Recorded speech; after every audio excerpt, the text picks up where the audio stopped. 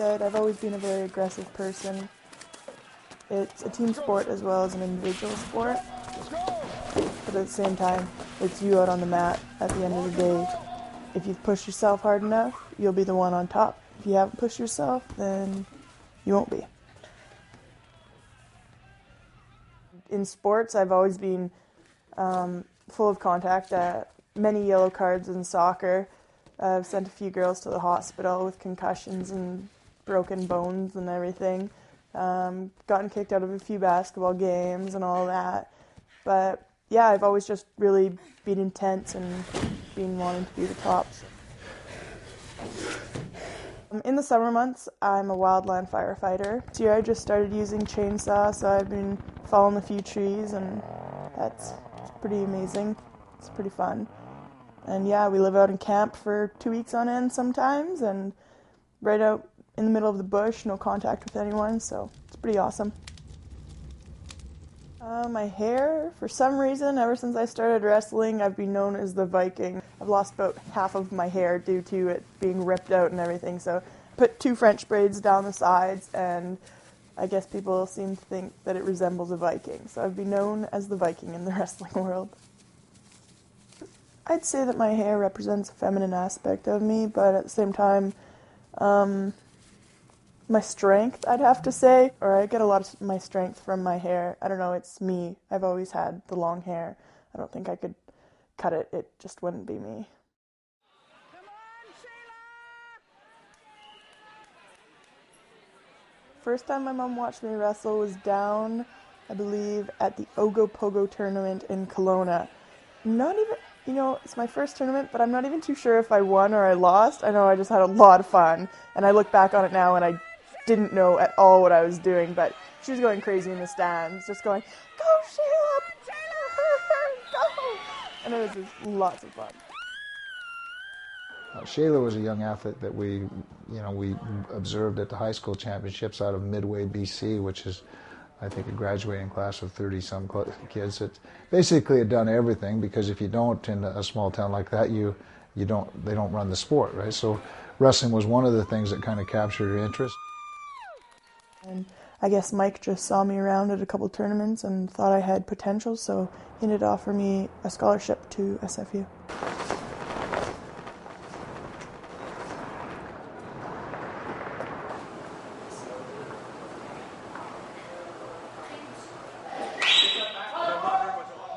Oh, she was the strongest girl, and because I have a little bit more experience than her, and she beat me, I beat her, and she's the best wrestler. I like her wrestling.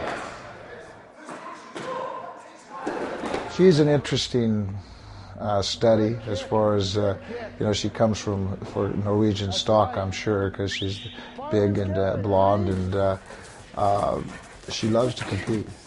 She has the physical talent and the ability to move on to the international level. It's really hard for me to describe Mike just because you have to be on his team to understand him. Yeah, he knows when to push and when to step back, but he makes his athletes go as hard as they can and live to their full potential. Now throw.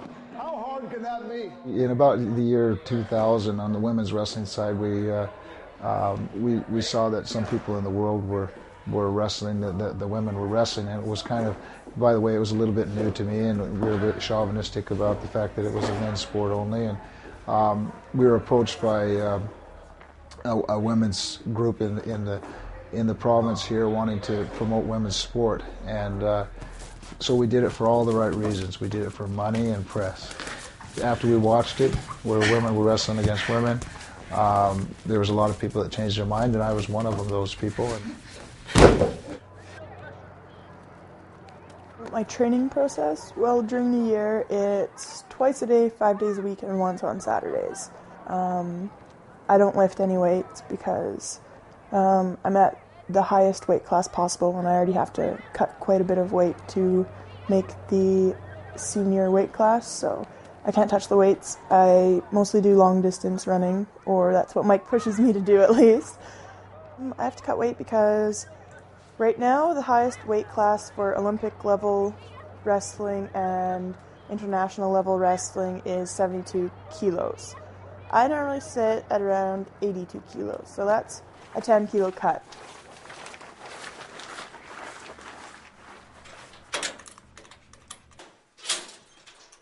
The full process in me cutting weight would involve getting to this type of suit, which is called a sauna suit, and you go and do a lot of extra cardio just so your body sweats a lot more. The sauna suit makes it so your body temperature stays up. And you just taper down what you eat, but you still continue eating just so that you have enough energy to continue working out at the level that you're working out. And then about the last day and a half before your weigh-ins, you stop drinking liquids and stuff just so you get that last bit of liquids out of you. Shayla is lean to start with. She's probably 10% body fat, which is quite low to start with, and by the time she gets to her weight class where she's 77, 76, she's well below 5%, which is bordering on unhealthy. I want to try and make it to the Olympics, so this is what I have to do. Our international body have put a weight limit of 72 kilograms as the top weight class, and 25% of the women's population is above that weight class. So it's a bit of a limiting factor and something that would be very hard for her, because it's not particularly healthy for her to go all that way down to 72. But she wants to compete at the international. She would like to go to the Olympic Games. So in order for her to do that until they come to their senses and raise the weight class, which we have done in Canada and in North America, that's what she'll have to do. Women, they can pretty much do any sport in the world. I think that most of us know already that we're not the strong of the two genders. So. I'd have to say to women, embrace it. Go for an adventure. Do something that not everybody does. That's what makes life exciting, right? Is you walk off the beaten path. You don't do everything everybody else is doing, and that way you make your life more interesting and adventuresome. You know, go for it. Have fun. And kick some ass while you're doing it. Ready? Now I want you to sag all the way, sit back, till this hand touches, now throw. Oh, what are you doing, Shay? Bad choice. Don't sit your bum down. Keep your butt off the mat. Good job, Aaron Church. Good job. All right, that isn't bad. That's not bad. We're working with a big girl. You have to do a fast turn. Jump. Let's go. Good on. Finish it.